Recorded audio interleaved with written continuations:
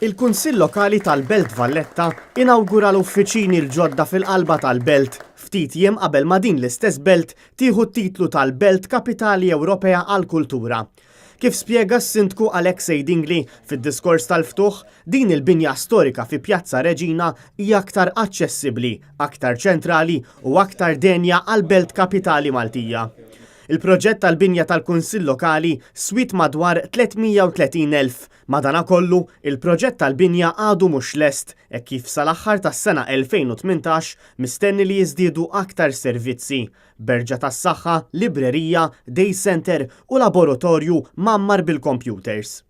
Net News attenda għall-inawgurazzjoni tal-uffiċini tal-Kunsill fil-post fejn kien il-Cafe Premier, fejn staqsejna lis-Sindku Alexej Dingli dwar il-viżjoni għall-binja tal-Kunsill Lokali fil-qalba tal-Belt Valletta. Dinja binja importanti ħafna l-Belt Valletta, aħna bħala Konsil nixtiequ li tkun binja mill-Beltin għal-Beltin.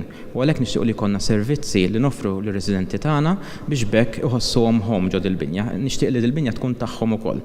Għalhekk qed naħsbu li ħanamlu mill-ewwel Open Day propju biex nistiednu l-Beltin biex jiġu f'din il-binja.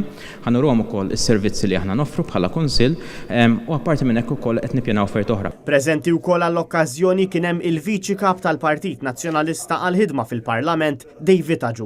Ovvjament meta kien hemm il-kontroversja tal-dan il-post tal-Cafe Premier, mbagħad aħna żidna l-pressjoni tagħna u għadna issa li għamilt din il-kontroversja partikolari. Noħorġu xi ħaġa pożittiva minnha, noħorġu ħaġa tajba minnha.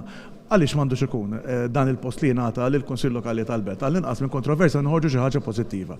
U naħseb illum kellna raġun għaliex f'din il-binja b'investiment ukoll min-naħa tal-Gvern lejn il-Kunsill Lokali tal-Belt Valletta għandna din il-binja li ħadd intuża mhux biss mill-Beltin imma mill-poplu Malti għalġu kollu. Fl-aħħar tal-okkażjoni il-Ministru għall-Gvernijiet Lokali Owen Bonnici preżenta ċ-ċavetta tal-binja tal-Kunsill Lokali lis-Sindku tal-Belt Valletta Alexej Dingli wara li nkixfet il-plakka kommemorattiva tal-okkażjoni.